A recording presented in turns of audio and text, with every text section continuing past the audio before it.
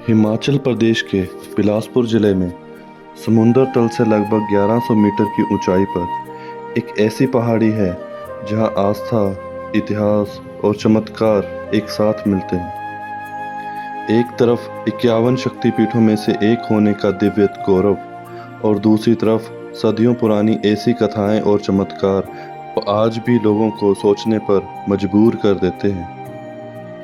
आइए जानते हैं श्री नैना देवी माता मंदिर की खोज, निर्माण, पुरानी कथाएं, रहस्य और उनसे जुड़े अनोखे चमत्कारों की पूरी कहानी।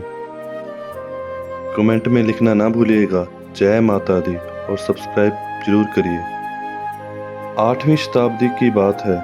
इस पहाड़ी पर एक नैना नाम का गुर्जर चरवाहा अपनी गायें चराया करता था। नैना ने देखा कि उसकी एक सफ़ेद गाय रोज एक विशेष पीपल के पेड़ के नीचे जाकर खड़ी हो जाती है और एक पत्थर पर अपने आप उसके थनों से दूध की धार बहने लगती है। जब नैना ने उस जगह को साफ किया तो वहां उसे एक पिंडी प्रकट हुई दिखी। उसी रात माता रानी ने नैना के सामने सपने में दर्शन दिए और कहा कि यह उसका पावन स्थान है। नैना चरवाहे ने यह बात बिलासपुर के राजा बीरचंद को बताई। राजा जब समय वहां पहुंचे और इस अलौकिक दृश्य को देखा तो उन्होंने 8वीं शताब्दी में वहां पहला औपचारिक मंदिर बनवाया। माता के निर्देशानुसार उस चरवाहे के सम्मान में इस पावन धाम का नाम नैना देवी रखा गया। यह देवी माता 51 शक्ति पीठों में से एक है। जब देवी सती ने अपने पिता दक्ष के यज्ञ कुंड में आत्मदाह कर लिया तब भगवान शिव क्रोध और शोक में सती की देह को उठाकर तांडव करने लगे। ब्रह्मांड को विनाश से बचाने के लिए भगवान विष्णु ने अपने सुदर्शन चक्र से सती के शरीर के 51 भाग किए। मान्यता है कि इस पहाड़ी पर माता सती के दोनों नेत्र गिरे थे, इसलिए इसे 51 शक्तिपीठों में से अत्यंत विशेष माना जाता है। पौराणिक ग्रंथों में नैना देवी को केवल सती के नेत्र गिरने का स्थान ही नहीं बल्कि महिषपीठ या महिषाले पीठ भी कहा गया है। महिषासुर का जन्म और वरदान की कहानी। दानव रंभ और एक महिषी यानी भैंस के योग से महिषासुर का जन्म हुआ था। उसने भगवान ब्रह्मा की कठोर तपस्या करके वरदान पाया कि उसकी मृत्यु केवल एक अजन्मा स्त्री के हाथों ही हो सकती है। जब महिषासुर ने माता दुर्गा के सामने विवाह का प्रस्ताव रखा तो देवी ने शर्त रखी कि युद्ध में हारने पर ही वह विवाह करेगी। भयानक युद्ध के अंत में देवी ने महिषासुर का वध किया और उसकी दोनों आंखें निकालकर पहाड़ी के पीछे फेंक दी। जहां महिषासुर की दोनों आंखें गिरी वहां पहाड़ी से 2 किलोमीटर नीचे 2 प्राकृतिक जल स्रोत प्रकट हुए, जिन्हें आज बाम की बावड़ी और भुवक बावड़ी कहा जाता है।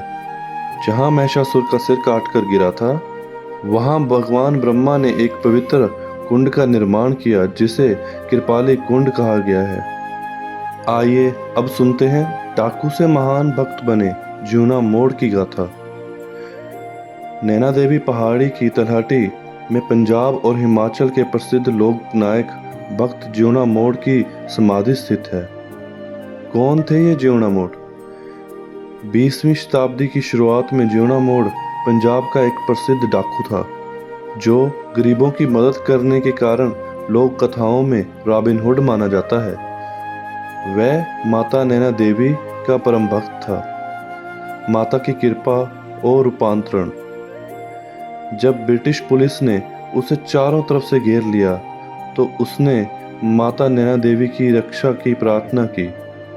लोक मान्यता है कि माता के चमत्कार से वह अंग्रेजों की पकड़ से कभी नहीं आया और उसने अपराध का रास्ता छोड़कर अपना पूरा जीवन माता की भक्ति में समर्पित कर दिया। आज भी माता नैना देवी जाने वाले कई श्रद्धालु पहाड़ी चढ़ने से पहले ज्योना मोड़ की समाधि पर शीश नवाते हैं। एक बार जब वह माता नैना देवी आया था तो ब्रिटिश पुलिस ने उसे चारों तरफ से घेर लिया। तो उसने माता से विनय किया कि माता उसे बचा ले। तो माता ने प्रकट होकर उसे आशीर्वाद दिया और कहा कि बस पीछे मुड़ के मत देखना और बस भागते रहना और तुम्हें कुछ नहीं होगा। जियोना मोड़ ने एक ऊंची चोटी से छलांग लगा दी और उसे कुछ भी नहीं हुआ। वो भागते हुए ये सोच रहा था कि मैंने इतनी ऊंची चोटी से छलांग लगा दी और मुझे कुछ भी नहीं हुआ। उसने उत्सुकता में पीछे मुड़कर देखा और जैसे ही पीछे मुड़कर देखा तो उसे गोली लगी और वो वहीं शहीद हो गया। यहाँ वो शहीद हुआ था, आज उसकी वहाँ पे समाधि है और जहाँ से उसने छलांग लगाई थी वहाँ पे एक गेट बनाया हुआ है। चंडी महायज्ञ की कथा।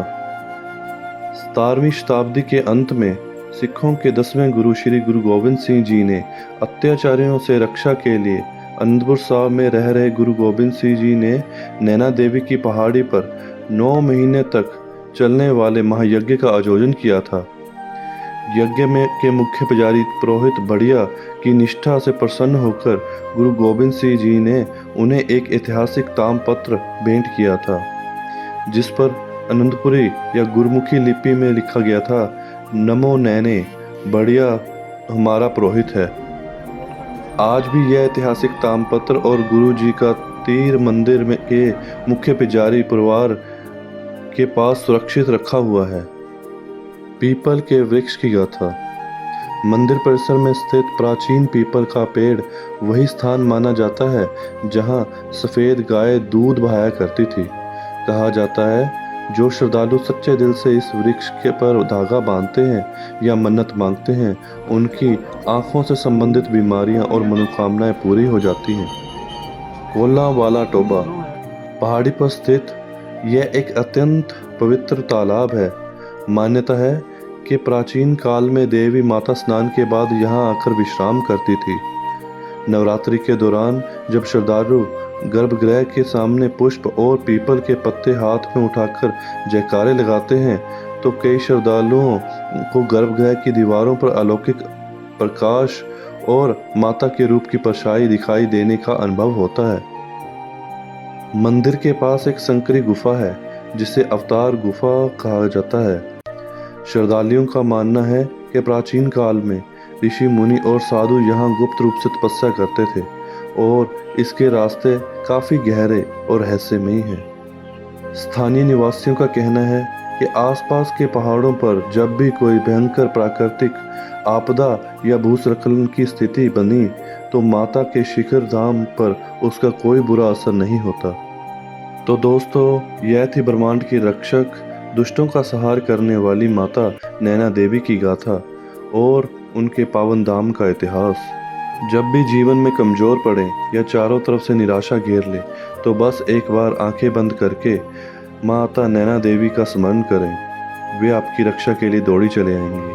अगर आपको माता की यह पुरानी कथा और ऐतिहासिक गाथा पसंद आई हो तो इस वीडियो को लाइक करें, अपने परिवार और दोस्तों के साथ शेयर करें और हमारे चैनल को सब्सक्राइब करना बिल्कुल ना भूलें। जय माता दी। दोस्तों, अगर आपको यह वीडियो पसंद आया हो तो लाइक और शेयर ज़रूर करें और हाँ, चैनल को सब्सक्राइब करना ना भूलें। धन्यवाद।